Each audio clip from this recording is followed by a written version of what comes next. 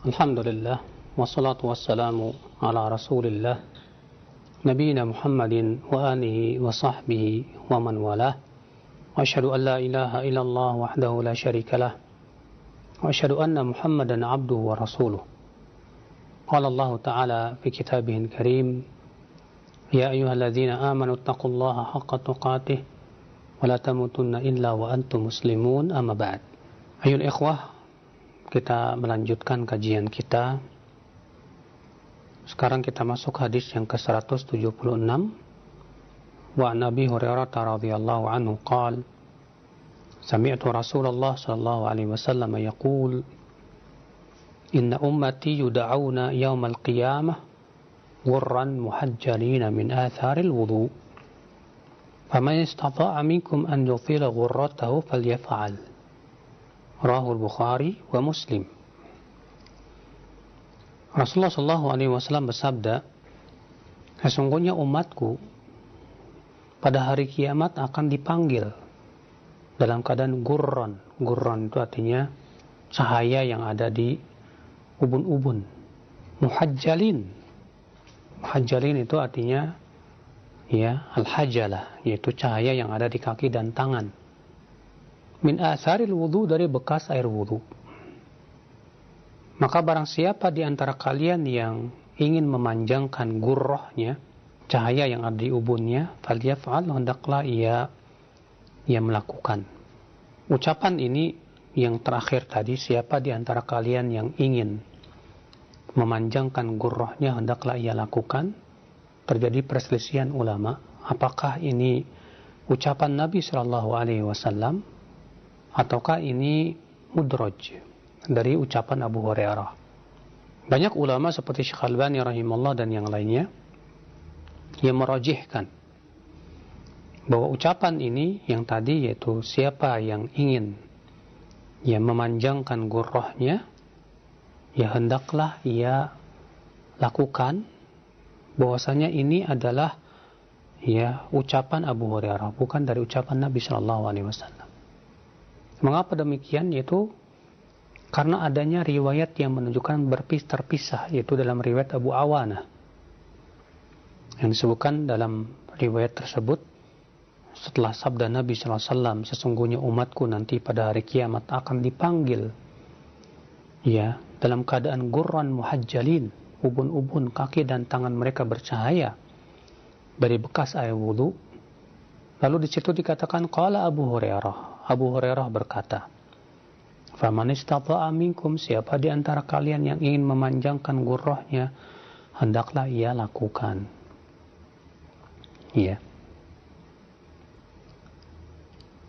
Dan inilah yang rajih wallahu alam, bahwa ini ucapan Abu Hurairah, bukan dari sabda Nabi sallallahu alaihi wasallam. Dari hadis ini kita ambil faidah, saudaraku sekalian. Faidah yang pertama, hadis ini menunjukkan keutamaan orang yang berwudu, di mana air wudu yang kita senantiasa lakukan setiap kali berwudu hendak sholat, itu subhanallah pada hari kiamat nanti itu akan menjadi putih, sehingga dengan itulah Rasulullah SAW bisa mengenali umatnya. Maka ini keistimewaan yang agung, keistimewaan yang besar bagi mereka yang berwudu, yang menjaga wudunya. Maka dari itu saudaraku, jangan kita sia-siakan keistimewaan wudu yang besar ini, agar dengan cara seperti itu kita bisa dikenali oleh Rasul kita yang mulia alaihi salatu wassalam. Kemudian dari lafaz siapa yang mampu di antara kalian untuk memanjangkan gurrahnya, hendaklah ia lakukan. Ini menimbulkan perselisihan para ulama dalam masalah hukum. Kalau kita berwudu, apakah disunnahkan kita mencuci melebihi batasannya? Contoh misalnya, kalau kita mencuci tangan, kan ayat menyuruh kita mencuci tangan sampai siku-siku.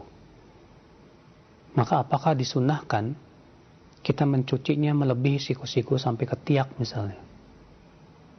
Kaki ayat menyuruh kita untuk mencucinya sampai mata kaki. Boleh atau disunnahkankah kita mencucinya sampai dengkul misalnya, supaya panjang cahayanya? Ya, terjadi ikhtilaf para ulama dalam hal ini. Pendapat yang sahih, yang rajih, dan pendapat jumhur ulama, bahwasanya itu tidak disunnahkan. Kenapa demikian? Karena yang pertama, ya bahwa ucapan tadi, siapa yang mampu di antara kalian untuk memanjangkan gurrahnya hendaklah ia lakukan, itu bukan perkataan Rasulullah SAW. Tapi itu ucapan Abu Hurairah dan itu ijtihad beliau. Iya. Dan ijtihad Abu Hurairah ternyata, ya kalau kita melihat perbuatan para sahabatnya yang lainnya, tidak ada yang melakukannya kecuali Abu Hurairah saja. Yang kedua, ayat dan hadis menyuruh kita hanya sampai siku-siku dan mata kaki.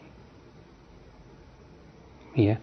Ayat hanya mengatakan faghsilu wujuhakum wa aydiyakum ilal marafiqi.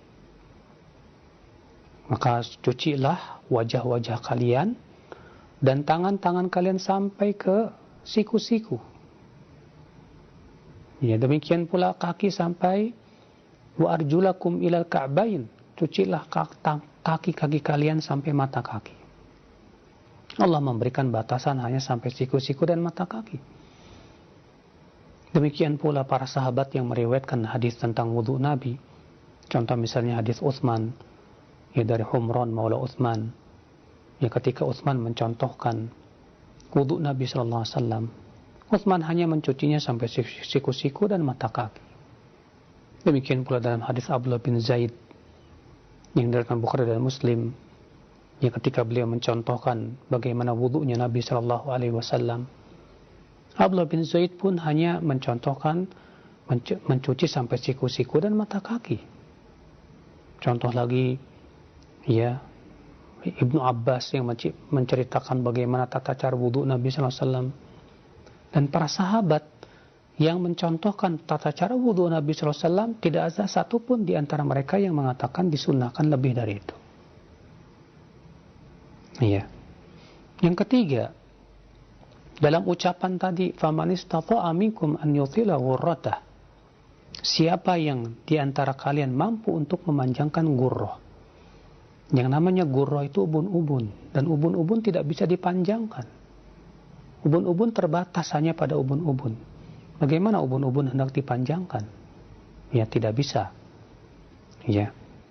Maka dari itulah ikhwatal Islam, saudaraku seiman, ya hadis ini menunjukkan ya bahwasannya pendapat yang paling kuat adalah pendapat jumhur ulama, yaitu bahwa tidak disunnahkan mencuci melebihi siku-siku dan mata kaki. Iya. Kemudian kita melanjutkan perkataan Al-Hafidz Al-Mundhiri, waqad qila inna qawlahu man istata'a ila akhirih innama huwa mudrajun min kalami Abi Hurairah mauqufun alaih. Ada yang mengatakan bahwa ucapan man istata'a minkum an yutila ghurratahu itu adalah mudraj dari ucapan Abu Hurairah. Dzakarahu khairu wahidin minal huffaz. Ya, ini disebutkan oleh banyak ya para ahli hadis. Syekh Albani rahimahullah berkata, wa huwa alladhi jazima bihi Ibnu Taimiyah wa Ibnu Qayyim wal Hafidz wa tilmidhuhu Syekh ya An-Naji. Dan ini juga yang dipastikan oleh Ibnu Taimiyah, Ibnu Qayyim, Al-Hafidz Ibnu Hajar Al-Asqalani dan muridnya yaitu An-Naji. Ya. Mereka mengatakan ya bahwasanya itu bukan ucapan Nabi sallallahu alaihi wasallam, akan tetapi itu adalah ya mauquf dari ucapan Abu Hurairah. Al-Hafidz Al-Mundhiri berkata, wa li Muslimin min riwayati Abi Hazim qala. Dan Imam Muslim meriwayatkan dari jalan Abu Hazim, ia berkata, kuntu khalfa Abi Hurairah wa huwa yatawadda lis-shalah. Aku berada di belakang Abu Hurairah. Abu Hazim berkata, aku berada di belakang Abu Hurairah yang sedang berwudu untuk salat. Fakana yamuddu yadahu hatta yablugha ibtah. Maka Abu Hurairah mencuci tangannya sampai ke ketiaknya. Faqultu lahu, lalu aku berkata kepada Abu Hurairah, ya Abu Hurairah, ma hadzal wudu? Hai Abu Hurairah, wudu apa ini? Artinya Abu Hazim merasa heran. Abu Hurairah tidak melakukan seperti yang dilakukan oleh para sahabat yang lain. Apa itu? Yaitu Abu Hurairah mencuci tangannya sampai ke ketiaknya. Faqal, lalu berkatalah Abu Hurairah, ya Bani Farrukh, antum hahuna? Hai Banu Farrukh, kamu ada di sini rupanya. Law alimtu annakum hahuna ma tawadda'tu hadzal wudu. Kalau aku tahu ya kamu ada di sini, aku tidak akan berwudu seperti itu. Lihat, ini menguatkan ya pendapat yang mengatakan bahwa tadi perkataan tadi mudraj dari ucapan Abu Hurairah. Ya, ini menguatkan bahwa itu adalah ijtihad dari Abu Hurairah.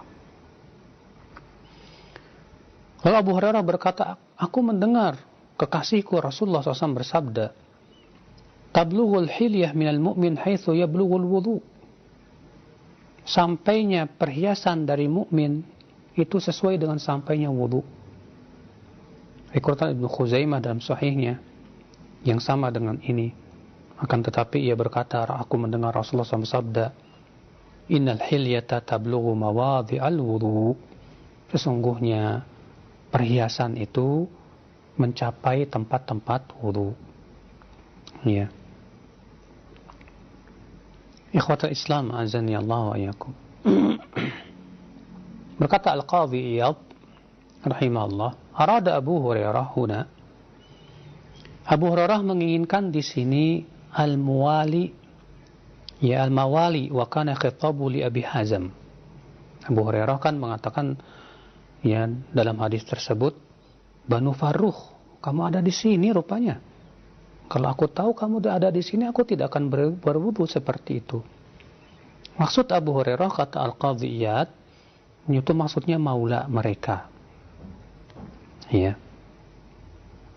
Berkata Al-Qadhi Iyad, wa inama arada Abu Hurairah bi kalamihi hadha annahu la yanbaghi liman yaqtadi bihi idza tarakhasa fi amrin li darurah aw tashaddada fihi li waswasatin aw li i'tiqadihi fi dhalika madhhaban shadda bihi 'anil nas an yaf'alahu bi hadratil 'amma al-jahalah li alla yatarakhasu bi rukhsatin li ghairi darurah aw ya'taqidu anna ma tashaddada bihi wal fardhul lazim wallahu a'lam.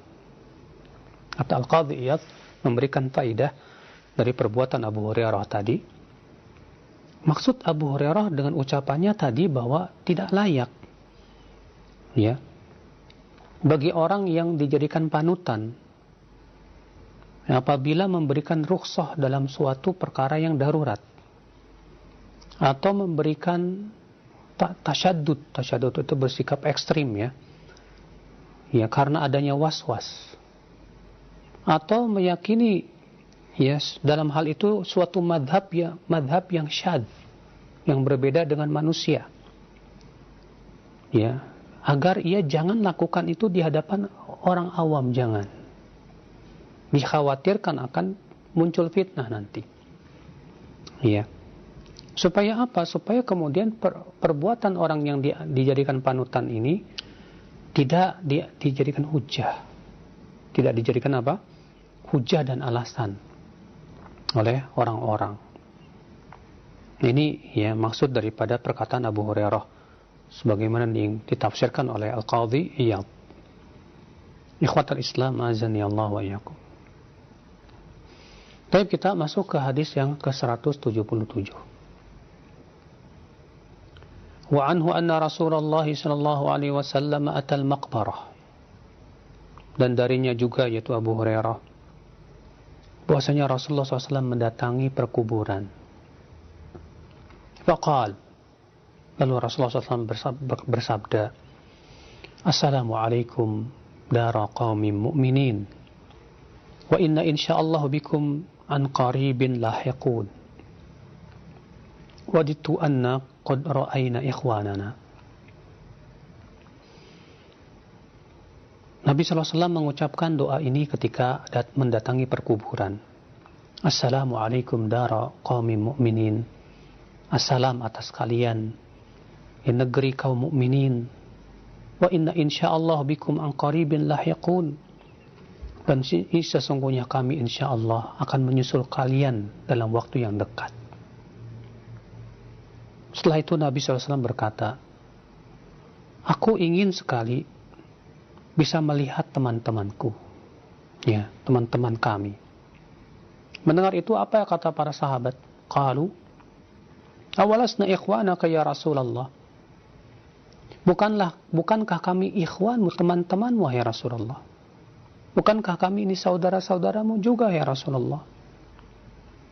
Apa kata Rasulullah? Antum ashabi. Kalian para sahabatku. Wa ikhwanuna alladzina lam ya'tu ba'd. Ikhwan kita, saudara-saudara kita itu yang akan datang nanti. Ya. Qalu, mereka berkata, kaifa ta'rifu man lam ya'ti ba'du min ummatika ya Rasulullah? Bagaimana engkau mengenali orang yang akan datang nanti wahai Rasulullah dari umatmu itu? Sementara kan ya Rasulullah tidak pernah bertemu dengan kita. Maka Rasulullah SAW bersabda, ara'aita law anna rajulan lahu khairun ghurrun muhajjalah baina dhuhrai khairin tuhmin buhmin. Bagaimana pendapatmu kalau ada seorang laki-laki memiliki seekor kuda yang ubun-ubunnya putih dan kaki-kakinya juga putih, ya, artinya badannya hitam tapi ubun-ubun dan kakinya putih. Di tengah-tengah kuda-kuda yang semuanya hitam, ya. Buhmun itu artinya asud, hitam, ya. Maksudnya kalau misalnya seseorang punya kuda nih satu-satu, warnanya beda sendiri dari kuda yang lain, kira-kira dia mengenal nggak? Kalau para sahabat berkata, bala ya Rasulullah, tentu wahai Rasulullah dia akan mengenalnya. Maka Rasulullah bersabda, fa innahum ya'tuna ghurran muhajjalina minal wudu wa ana faratuhum alal haud. Sesungguhnya kelak mereka akan datang dalam keadaan ubun-ubun mereka, kaki dan tangan mereka bercahaya karena bekas air wudu. Dan aku mendahului mereka ke telaga Haud. Riwayat Muslim dan yang lainnya. Subhanallah ya akhal Islam, ya. Di sini Nabi Shallallahu Alaihi Wasallam, ya, berziarah kubur. Ini menunjukkan kita dianjurkan untuk ziarah kubur. Ya, tadinya Nabi Shallallahu Alaihi Wasallam melarang ziarah kubur. Karena kenapa Nabi melarang ziarah kubur? Karena waktu itu banyak para sahabat yang baru masuk Islam, yang dikhawatirkan ya sisa-sisa jahiliyah itu berpindah jadi mengagungkan kuburan. Karena orang kalau baru masuk Islam tadinya kan mengagungkan selain Allah, karena kurang paham, misalnya kurang kokoh akidahnya, ya. Kalau misalnya Nabi SAW menyuruh untuk ziarah kubur, dikhawatirkan nanti malah mengagungkan kuburan. Namun ketika para sahabat telah kokoh akidah-akidah mereka dan sudah paham, maka Rasulullah pun kemudian menyuruh ya mereka untuk ziarah kubur. Nabi bersabda, kuntu nahaitukum an ziyaratil kubur. Dahulu aku melarang kalian untuk berziarah kubur. Ya. Adapun sekarang kata Rasulullah SAW, fazuruha, berziarah kuburlah. Fa innaha tudzakirukumul akhirah. Karena ziarah kubur itu mengingatkan kehidupan akhirat. Ya, subhanallah. Ya, ketika yang Rasulullah khawatirkan telah hilang, yaitu ilatnya hilang, itu takut kuburan diagungkan selain Allah, maka Rasulullah melarang, Rasulullah mengizinkan para sahabat untuk berziarah kubur.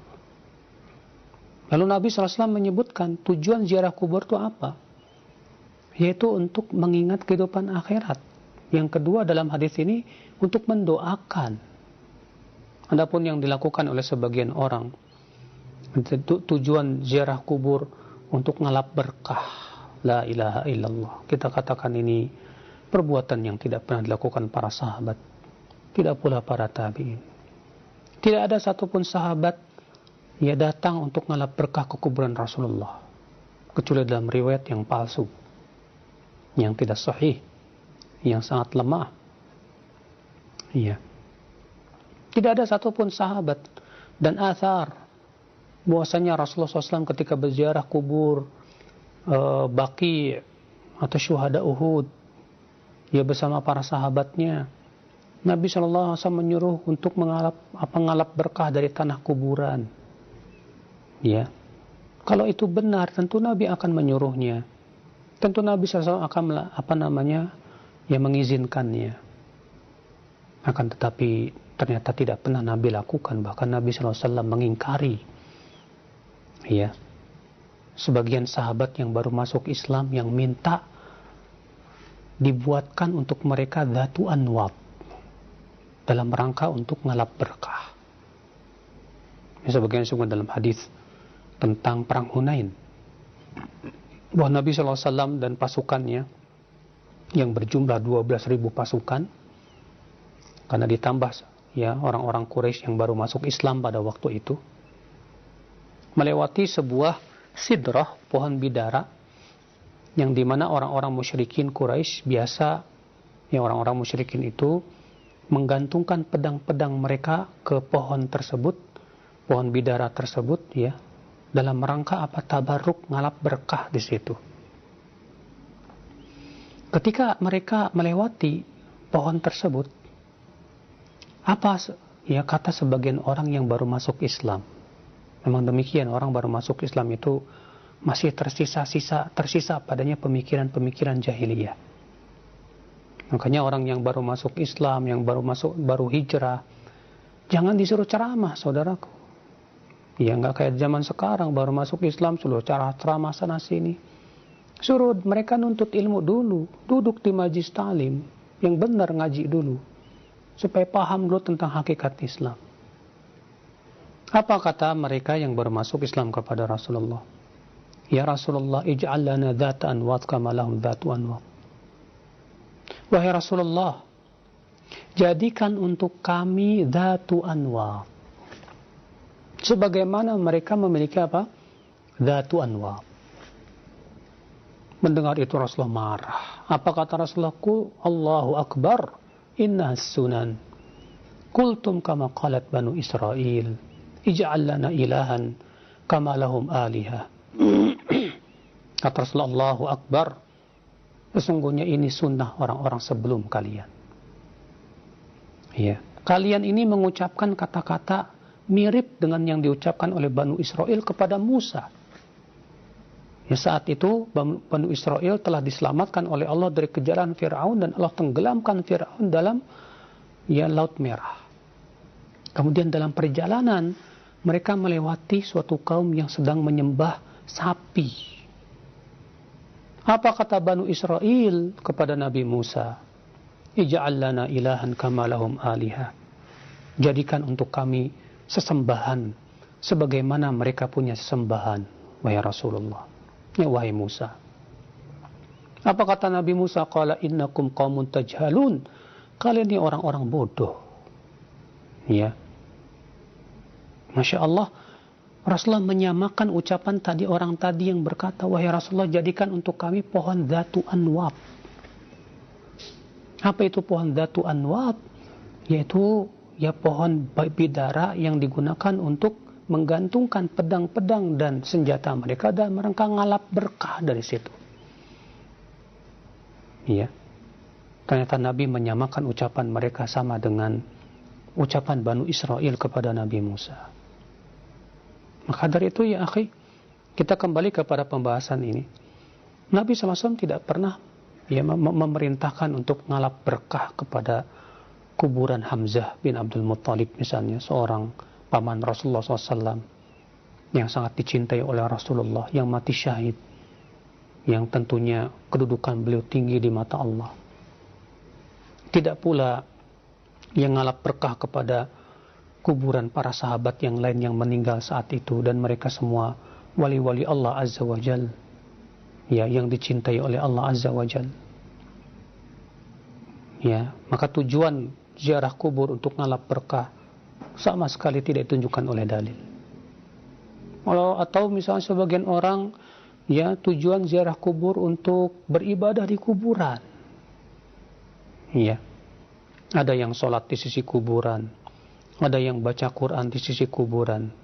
Padahal Rasulullah SAW tidak pernah melakukan itu.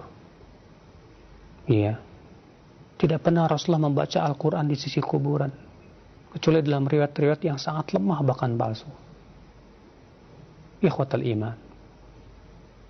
Ya, tidak pula para sahabat, adapun riwayat Ibnu Umar yang menyuruh supaya dibacakan Al-Baqarah di kepalanya, ini riwayat yang dhaif karena dalam sanadnya ada perawi yang majhul. Tidak bisa dijadikan hujjah. Maka dari itu saudaraku seiman, Rasulullah SAW ketika ditanya oleh Aisyah, "Wahai Rasulullah, kalau aku ziarah kubur, apa yang harus aku lakukan? Apa yang harus aku ucapkan ya Rasulullah?" Maka Rasulullah hanya mengajarkan doa saja. Ucapkan Assalamualaikum ya dar qaum mu'minin wa inna insyaallah bikum lahiqun nas'alullah lana wa lakumul afiyah. Nabi tidak mengajarkan baca surat ini, baca surat itu, baca Al-Quran. Kalau itu baik, tentu Rasulullah sudah ajarkan kepada Aisyah yang bertanya tentang apa yang harus diucapkan di kuburan. Dan juga sudah dilakukan oleh Rasulullah SAW dalam kesempatan lain dalam ziarah kuburnya. Karena Nabi SAW ziarah kubur bukan sekali dua kali, beberapa kali Nabi lakukan itu. Tapi tidak ada satupun di antara hadis tersebut menyebutkan bahwa Rasulullah SAW melakukan ibadah di kuburan, karena kuburan bukan tempat ibadah. Bahkan Rasulullah bersabda, la taj'alu buyutakum maqabir. Jangan kalian jadikan rumah kalian seperti kuburan. Maksudnya apa? Maksudnya yaitu rumah yang tidak dibacakan Al-Quran, rumah yang tidak ditegakkan padanya sholat, seperti kuburan. Ini menunjukkan saudaraku bahwa kuburan bukan tempat ibadah. Ikhwatal iman. Maka di sini Nabi SAW mengunjungi kuburan untuk apa? Mendoakan. Ya. Nabi mengatakan Assalamualaikum dar qaumin mu'minin wa inna insyaallah bikum an qaribin lahiqun. Ya, ini doa yang sangat yang bisa kita baca saat ziarah kubur. Hadis ini menunjukkan saudaraku sekalian kecintaan Rasulullah kepada umatnya. Rasulullah mengatakan, aku ingin sekali bisa melihat saudara-saudara kita. Ya, menunjukkan betapa cintanya Rasulullah kepada umatnya, sayang Rasulullah kepada umatnya.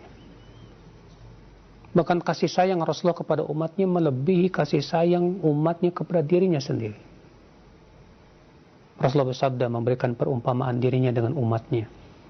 Masali wa masalu ummati kamathali rajulin awqada nara.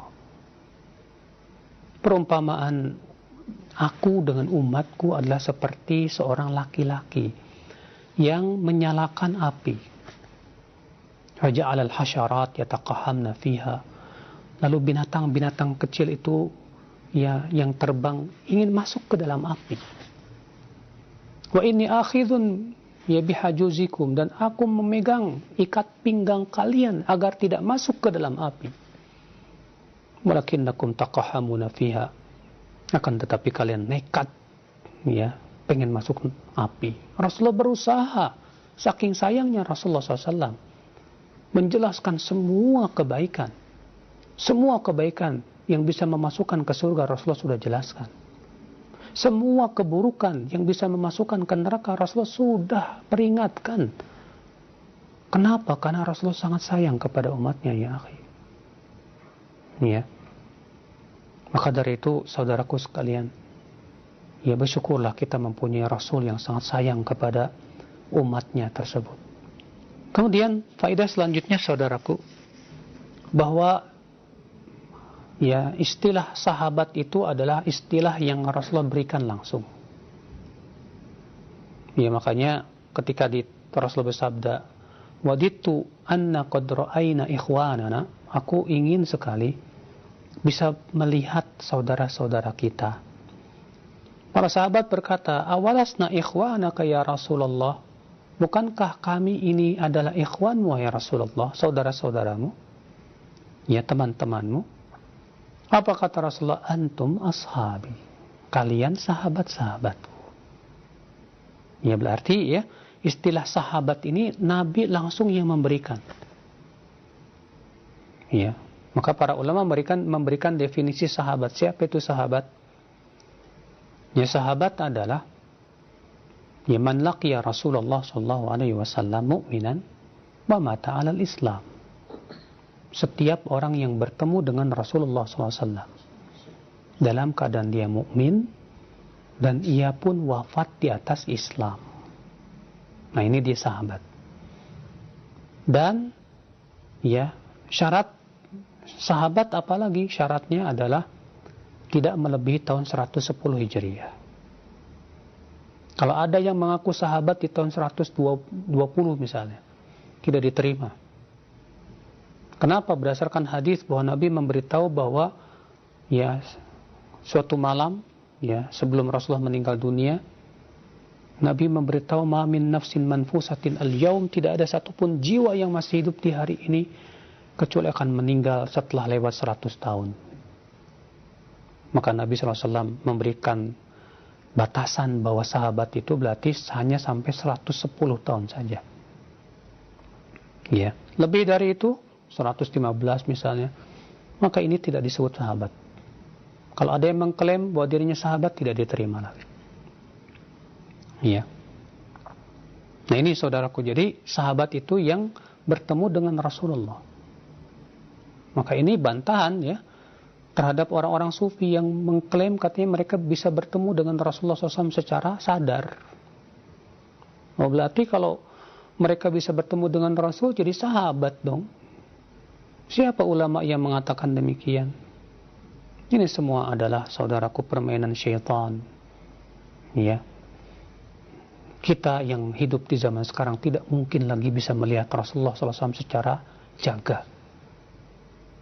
Nah, sebagian orang ada yang berusaha ya mencari-cari dalil yang menunjukkan bahwa masih mungkin kita bertemu dengan Rasulullah di zaman ini ya dalam keadaan jaga, tidak tidur, bukan dalam mimpi, belum membawakan riwayat-riwayat yang palsu ya seperti riwayat Utsman bin Affan yang katanya ketika meninggal dunia melihat Rasulullah SAW di balik jendela, padahal itu tidak ada riwayat yang sahih tentang masalah itu.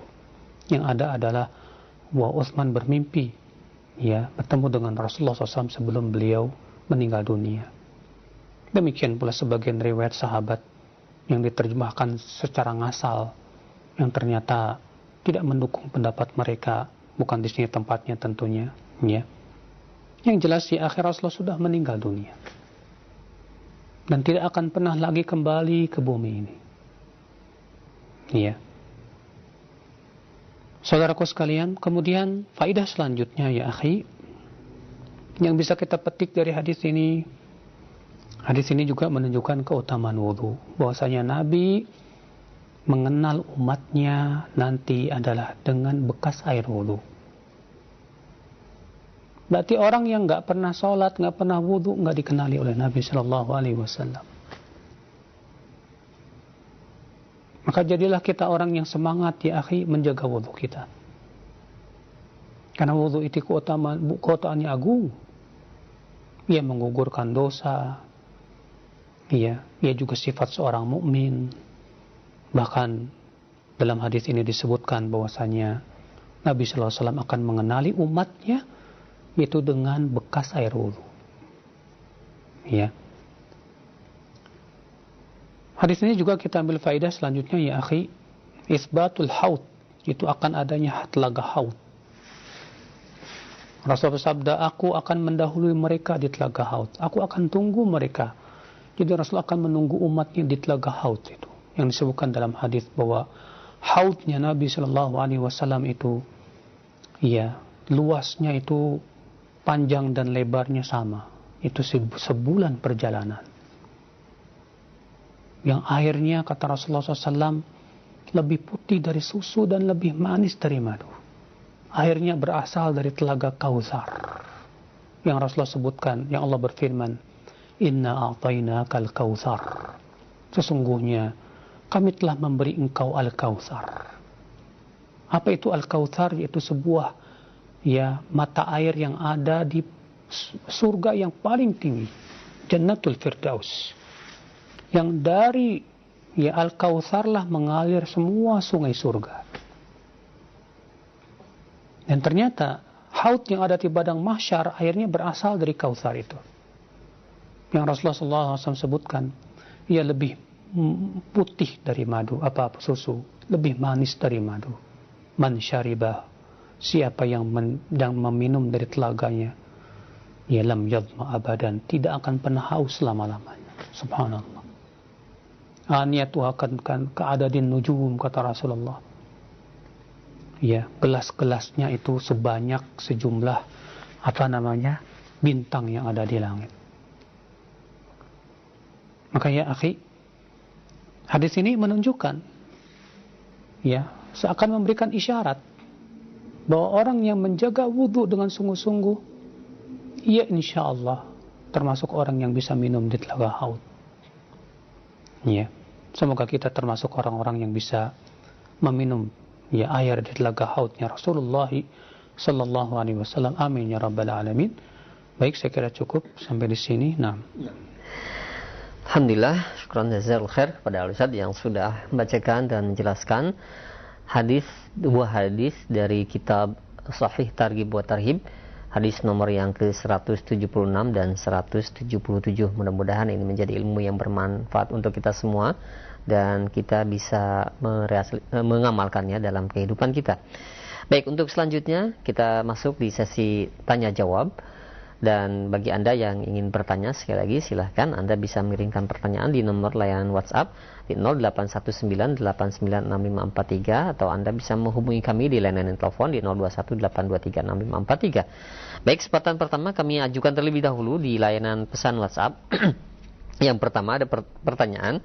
Assalamualaikum warahmatullahi wabarakatuh. Ya Ustaz, mohon jelaskan termasuk mana sajakah rukun wudu, dan bagaimana jika rukun salah satunya tidak dilakukan secara sempurna, apakah berpengaruh kepada keabsahan sholat, dan apakah doa setelah wudu disunahkan untuk mengangkat tangan? rukun wudu itu adalah yang disebutkan dalam ayat surat Al-Maidah ayat 6. Allah Ta'ala berfirman, "Idza qumtum ila shalah faghsilu wujuhakum wa aydiyakum ila al-marafiqi wamsahu bi ru'usikum wa arjulakum ila al-ka'bayn." Apabila kalian hendak salat, hendaklah kalian mencuci wajah kalian, berarti ini yang pertama, dan mencuci dua tangan kalian sampai siku-siku. Ini rukun yang kedua. Ya. Kemudian usaplah kepala kalian. Ini yang ketiga. Wa arjulakum, dan cucilah kaki kalian sampai dua mata kaki. Ini yang keempat. Nah, ini rukun wudu, ya, yang Allah sebutkan dalam surat Al-Maidah. Selebihnya terjadi ikhtilaf para ulama apakah itu hukumnya wajib atau tidak. Ya, contoh misalnya berkumur-kumur dan memasukkan air ke hidung dan mengeluarkannya, istinsyak, ya, madmadah, istinsyak dan istinthar. Apakah itu wajib atau tidak? Ya, sebagian ulama mengatakan tidak. Kenapa? Karena tidak disebutkan dalam ayat tersebut. Sebagian ulama mengatakan wajib. Karena Allah mengatakan cucilah wajah kalian sedangkan mulut dan hidung masuk dalam wajah. Dan Rasulullah SAW tidak pernah sekalipun berwudu ya tanpa berkumur-kumur, tanpa istinsak dan istinsar. Selalu Rasulullah lakukan dalam setiap wudu beliau. Dan perbuatan Nabi SAW itu dalam rangka mempraktikkan perintah Allah yang wajib. Dan kaidah usul fikih mengatakan bahwa perbuatan Nabi yang dalam rangka mempraktikkan perintah yang wajib itu hukumnya wajib. Ini mazhab Imam Ahmad dan ini pendapat yang saya condong kepadanya. Iya. Adapun doa setelah wudu yang Rasul ajarkan yaitu asyhadu an la ilaha illallah wahdahu la syarikalah wa asyhadu anna Muhammadan abduhu wa rasuluhu Allahumma ij'alni minat tawwabin wa ij'alni minal mutatahhirin. Apakah disyariatkan mengangkat tangan? Tidak. Karena Nabi tidak pernah mengajarkan, tidak pula para sahabat menukilnya. Padahal banyak sekali sahabat yang menceritakan tentang wudunya Nabi SAW. Ya, dan Nabi pun juga pastinya berwudu seringkali di hadapan para sahabat. Dan ternyata tidak ada satupun sahabat bahwasanya yang menyebutkan bahwa Nabi SAW ya mengangkat tangan saat itu. Maka kita tidak disyariatkan mengangkat tangan saat itu. Wallahu a'lam. Nah. Ya, alhamdulillah, terima kasih banyak sekurang jazakallahu khair atas jawabannya. Demikian. Dan selanjutnya yang kedua kami ajukan ada dua pertanyaan senada, di antaranya dari hamba Allah di Itana Wolio dan penanya yang lainnya. Ya Ustaz, apakah kita berziarah kubur untuk berdoa ampunan bagi penghuni kubur yang kita kenal saja atau anggota keluarga kita atau semua penghuni kubur tersebut? Dan apakah kita mendoakan mereka itu dengan mengangkat tangan atau tidak? Kembali pertanyaan tersebut. Gimana? Apakah kita berziarah kubur hanya untuk berdoa kepada penghuni kubur yang kita kenal saja tujuannya, atau kita berdoa untuk semua penghuni kubur? Dan apakah berdoanya disunahkan juga mengangkat tangan atau tidak? Haram hukumnya berdoa kepada penghuni kubur, bahkan ini termasuk syirik besar. Yang benar adalah mendoakan mereka. Adapun berdoa kepada penghuni kubur, artinya meminta kepada penghuni kubur, ini syirkun akbar. Yang benar adalah mendoakan mereka. Mendoakan kepada yang kita kenal saja atau untuk seluruhnya, yang lebih baik seluruhnya. Makanya Rasulullah SAW disuruh untuk memohonkan ampunan untuk kaum muslimin dan muslimat secara umum. Maka kita doakan dulu saudara kita yang kita sedang ziarahi. Ya. Lalu kemudian kita doakan yang lainnya juga semuanya. Makanya kalau kita lihat hadis tadi, Nabi SAW mengucapkan doa secara umum, Assalamualaikum. Ya. Ya ahlad diyar. Assalamualaikum dara qaumin mu'minin. Lihat, keselamatan atas kalian semuanya. Nabi tidak mengkhususkan. Ya. Oleh karena itu Allah berfirman kepada Rasulnya, wastaghfir li dzambik walil mu'minina wal mu'minat. Ya, mohonkan ampunan untuk dosamu dan untuk kaum mukminin dan mukminat yang lainnya. Jadi kita doakan ya ketika kita ziarah kubur, misalnya menziarahi kuburan ibu kita doakan untuk ibu kita, kemudian juga kita doakan untuk seluruh yang ada di penghuni kubur, di kuburan di situ. Ya, untuk kaum mukminin, kaum muslimin. Demikian. Nah. Baik, terima kasih banyak atas jawabannya. Demikian. Dan selanjutnya kembali kami ajukan di layanan WhatsApp, ada pertanyaan dari Ummu Faruk di Kalimantan. Ya Ustaz, saya mendengarkan ceramah kebanyakan membahas masalah wudu itu dibahas untuk ikhwan. Yang ingin saya tanyakan, bagaimana dengan membasuh kepala untuk akhwat yang rambutnya panjang? Apakah membasuhnya juga sampai ke ujung rambut? Yang Nabi contohkan adalah beliau hanya mengusapnya sampai tengkuknya saja, sampai ke belakang leher. Ya. Lalu kemudian mengembalikannya lagi ke padahal juga Nabi SAW rambutnya panjang. Tapi yang Nabi lakukan hanya sampai ke ke tengkuk saja. Makanya kalau wanita yang rambutnya panjang, ya, sampai ke pantatnya misalnya, hanya disyariatkan mengusap sampai tengkuknya saja. Kenapa demikian? Karena pertama itu perbuatan Nabi. Yang kedua, karena ayat menyuruh kita untuk mengusap kepala, bukan mengusap rambut. Sementara kepala itu batasannya hanya sampai ke sini, ya, ke belakang kepala ini, ya, di atas tengkuk, ya, itu kepala namanya. Adapun kalau panjang rambutnya sampai ke punggung, itu bukan kepala namanya. Sementara Allah mengatakan wamsahu biru'usikum, usaplah kepala kalian. Jadi batasannya apa? Batasannya selama itu disebut kepala. Demikian. Nah, baik, demikian untuk yang bertanya, Faruk, dan mudah-mudahan ini bermanfaat juga untuk yang lainnya. Dan selanjutnya kami berikan kesempatan untuk Anda yang ingin bertanya di layanan telepon di 0218236543. Sekali lagi kami harapkan untuk pertanyaan disesuaikan dengan pembahasan kita di kesempatan pagi hari ini. Ya, silakan. Halo. Assalamualaikum. Waalaikumsalam warahmatullahi wabarakatuh. Dengan siapa, di mana? Dari Filiana di Situbondo. Silakan. Assalamualaikum Pak Ustadz. Assalamualaikum warahmatullahi Barakallahu fiik. Ya, silakan. Ini Ustadz tentang tradisi atau budaya. Anak kan ngasih pendapat kepada saudara anak, sepupu anak gitu Ustadz. Kemudian kata adik anak gitu, jangan disamakan negara Indonesia dengan negara Arab. Jadi tidak sama begitu Ustaz. Pembahasannya, pertanyaannya sesuai dengan pembahasan Ibu? Iya. Iya, silakan langsung ke pertanyaannya. Iya, gini, jangan disamakan di sini dengan negara Arab kan bilang seperti itu. Kan di sini kan suka mengadakan ritual begitu. Terus kamu jangan jangan mengambil logika sendiri, karena pendapat kamu itu tidak sama dengan pendapat Allah. Kemudian anak bilang seperti ini Ustaz. Ini bagaimana ini Ustaz? Apakah jawaban anak ini benar apa tidak Ustaz? Mohon penjelasan. Kurang jazakallahu khairan. Assalamualaikum warahmatullahi wabarakatuh. Assalamualaikum warahmatullahi wabarakatuh. Ucapan dia ada benarnya dan ada salahnya.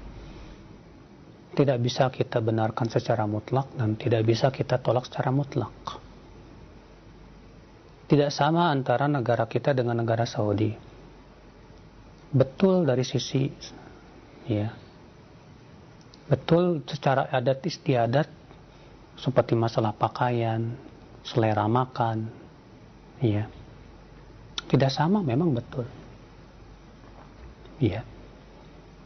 Maka dari itu adat istiadat kapan boleh kita pegang, kapan adat istiadat itu boleh kita, ya, jalankan, yaitu syaratnya kalau tidak bertabrakan dengan syariat. Ya, kalau tidak bertabrakan dengan apa? Syariat. Adapun kalau adat istiadat itu tidak bertabrakan dengan syariat, boleh. Dan dalam kaidah usul fikih ada sebuah kaidah yang berjudul al-'adatu muhakkamah. Adat istiadat boleh dijadikan hukum. Namun tentunya kaidah ini, ya, tidak bisa dipakai secara mutlak, tapi harus diberikan batasan. Kapan kaidah adat istiadat ini bisa dijadikan hukum sebagai patokan? Sekali lagi, yaitu kalau tidak bertabrakan dengan syariat. Adapun kalau itu bertabrakan dengan syariat, contoh adat istiadat yang berbau kesyirikan, ritual-ritual yang jelas mengandung kesyirikan, maka syariat kita melarang perbuatan syirik. Atau ritual-ritual yang berbau bid'ah, ya, di mana itu jadikan sebagai alat untuk mendekatkan diri kepada Allah Subhanahu wa taala, maka syariat kita melarang berbuat bid'ah dalam agama. Iya. Atau ritual-ritual itu berbentuk khurafat, maka syariat kita melarang kita yang melakukan khurafat. Iya. Jadi ucapan orang tadi dari sisi ada benarnya, tapi juga ada salahnya. Maka salah kalau kita menyalahkan secara mutlak, juga salah. Membenarkan secara mutlak pun juga salah. Tapi kita berikan perincian seperti apa. Ya, karena syariat Allah lebih kita dahulukan dari ya semua adat istiadat. Bukankah nenek moyang kita adalah makhluk Allah yang diciptakan oleh Allah? Iya. Nenek moyang kita itu makhluk Allah dan bukan Tuhan kita. Tuhan kita Allah Azza wa Jalla. Sementara nenek moyang kita adalah ya bapak-bapak kita yang sudah terdahulu telah mendahului kita. Mereka, kewajiban mereka adalah ya mengikuti syariat Allah. Ya. Mengikuti syariat Allah Azza wa Jalla. Mengikuti aturan Allah Azza wa Jalla. Maka kita, ya nenek moyang kita telah pergi kepada Allah, dia telah kembali kepada Allah.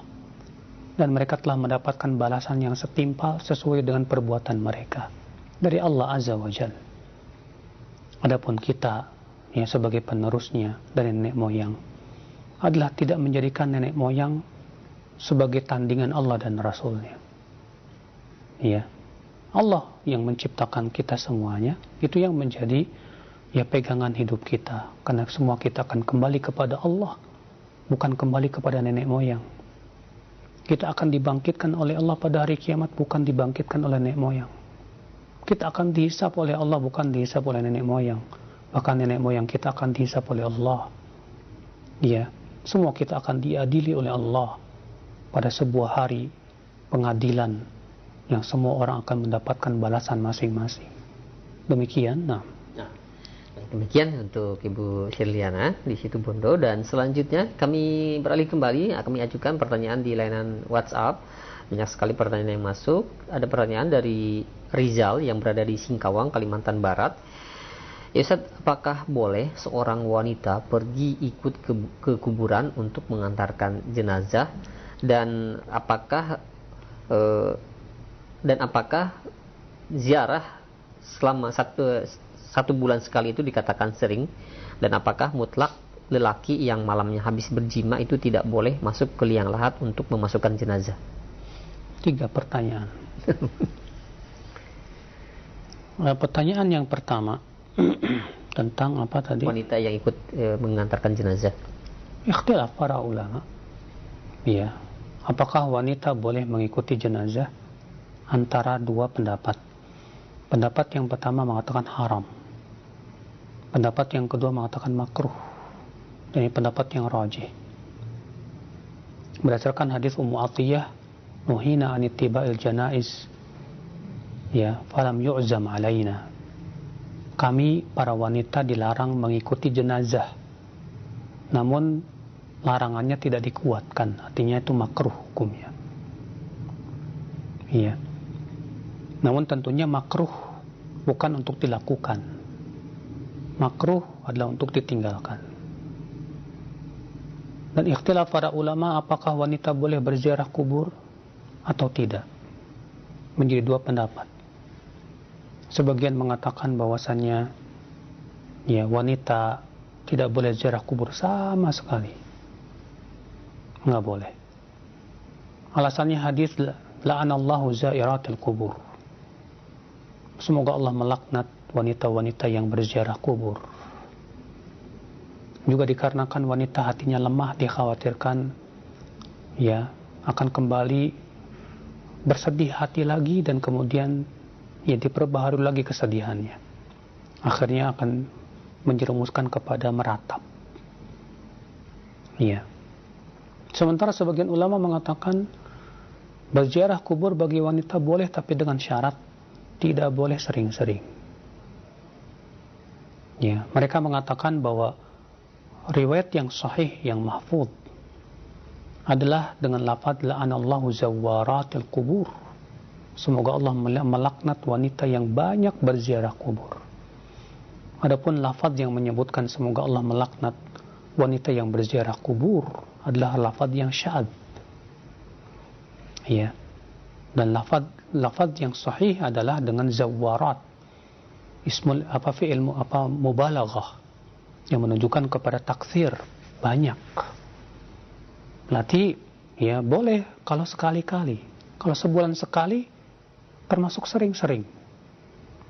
Jarang itu kalau dalam hidup kita hanya sekali dan 2 kali saja. Iya. Adapun kemudian kita seperti yang dilakukan oleh sebagian wanita, mereka berziarah kubur setiap seminggu sekali di hari Jumat, atau ziarah kubur sebulan sekali dengan di waktu yang telah ditentukan. Ini masuk dalam larangan Nabi Shallallahu Alaihi Wasallam. Nabi bersabda, la tattakhidhu qabri ida. Jangan kamu jadikan kuburanku sebagai id. Nabi melarang kuburan beliau dijadikan sebagai id. Apa itu id? Dari kata audah, yang kembali. Yang kembali diziarahi di waktu yang telah ditentukan. Sebagaimana halnya Idul Fitr dan Idul Adha.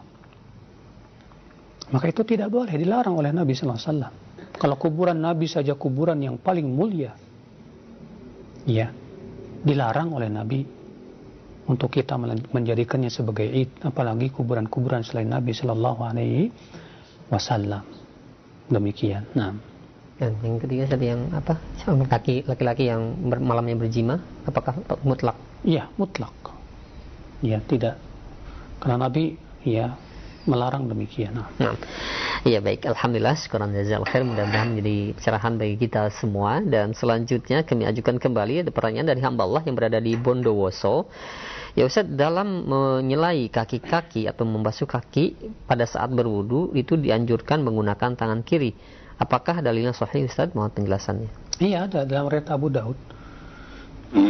Ketika Nabi SAW mencuci kakinya, beliau menyela-nyelanya dengan kelingking yang kirinya.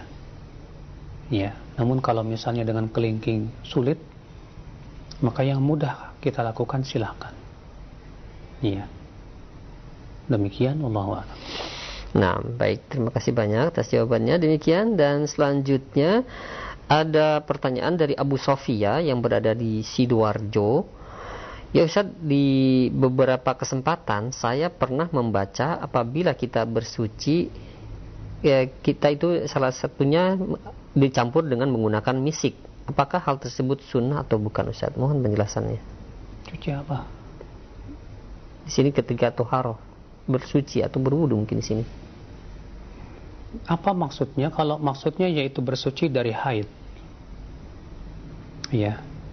Bersuci dari haid ketika membersihkan kemaluan saat bersuci dari selesai haid, na'am, disunnahkan untuk menggunakan misik. Ya, menghilangkan bau yang ada pada kemaluan wanita dari bekas darah haid tersebut. Maka itu yang ditunjukkan oleh riwayat-riwayat yang sahih. Demikian. Nah, ya baik, terima kasih banyak. Syukran jazakallahu khair. Selanjutnya ada pertanyaan dari Tri di Jogja. Ya Ustaz, apakah ada keutamaannya jika kita sudah berwudu itu air wudu kita tidak dilap oleh anduk, ataukah boleh kita mengelapnya dengan anduk? Yang jelas, ya, tidak ada satupun riwayat yang sahih bahwa Nabi Shallallahu Alaihi Wasallam tidak mengelapnya atau mengelapnya.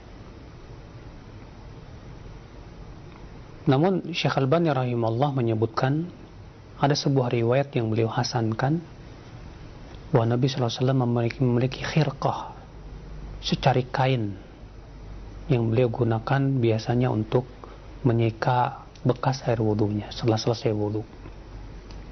Jika memang riwayat itu hasan, maka itu menunjukkan boleh, ya, untuk menyeka bekas air wudu setelah kita berwudu. Wallahu a'lam. Nah, iya baik, terima kasih atas jawabannya, jazakallahu khair. Demikian ya untuk pertanyaan di layanan WhatsApp. Selanjutnya kembali kami berikan kesempatan untuk Anda yang ingin bertanya di layanan telepon, silakan di 0218236543. Halo. Assalamualaikum Ustaz. Waalaikumsalam warahmatullahi wabarakatuh. Dengan siapa di mana? Dengan Abu Alif di Bawah Ustaz. Silakan. Nah, begini Ustaz, apakah ada sunnahnya setelah sholat itu tanpa berdoa dan berzikir kemudian kita mengucapkan Alhamdulillah, atau ada juga yang mengucapkan Al-Fatihah kemudian langsung berdoa Ustaz? dengan tanpa didahului oleh doa dan zikir yang lainnya seperti yang disunahkan itu. Nah, baik. Setelah selesai sholat, Pak. Iya, selesai sholat. Iya. Cukup Pak ya? Iya. Iya, terima kasih banyak. Kalau kita ketahui bahwa doa dan zikir itu adalah ibadah. Apalagi ibadah-ibadah yang sifatnya muqayyadah, terikat dengan waktu dan tempat. Seperti doa setelah sholat dan yang lainnya, atau zikir setelah sholat. Dan ibadah itu harus menunggu dalil. Ada dalil, kita laksanakan. Kalau tidak ada, tidak boleh kita laksanakan. Maka kewajiban kita adalah masalah doa dan zikir, yaitu mengikuti Rasulullah SAW. Itu doa-doa dan zikir yang sifatnya muqayyad seperti zikir setelah sholat. Kita tidak pernah mendapatkan satupun riwayat bahwa Rasulullah SAW setelah selesai sholat membaca Al-Fatihah. Ya. Tidak ada satupun riwayat yang sahih bahwa Nabi SAW setelah selesai sholat membaca Al-Fatihah. Dan tidak ada satupun riwayat yang sahih bahwa Nabi SAW setelah selesai sholat langsung berdoa. Yang ada adalah riwayat yang menyebutkan Rasulullah setelah selesai sholat mengucapkan, ya astaghfirullah, astaghfirullah, astaghfirullah. Allahumma antas salam wa minkas salam, tabarakta ya dzal jalali wal ikram. Setelah itu beliau mengajarkan zikir-zikir, ya, seperti la ilaha illallah wahdahu la syarikalah, lahul mulku wa lahul hamdu wa huwa ala kulli syai'in qadir, la haula wa la quwwata illa billah wa la na'budu illa iyyah, ya, sampai akhirnya. Kemudian juga subhanallah 33 kali, alhamdulillah 33 kali, Allahu akbar 34 kali. Boleh juga Allahu akbar 33 kali ditutup dengan la ilaha illallah wahdahu la syarikalah, lahul mulku wa lahul hamdu wa ala kulli syai'in qadir.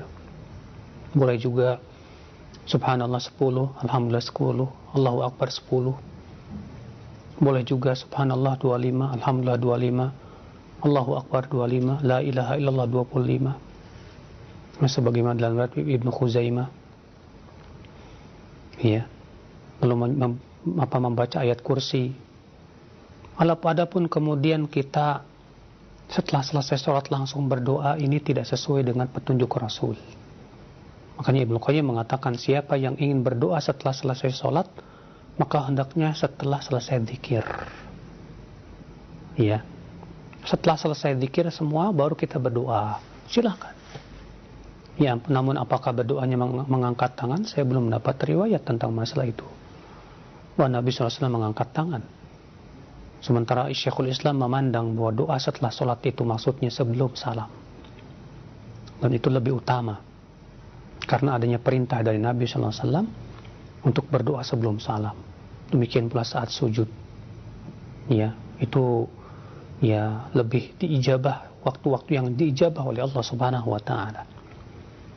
Demikian, semoga yang saya sampaikan bermanfaat pada pagi hari ini.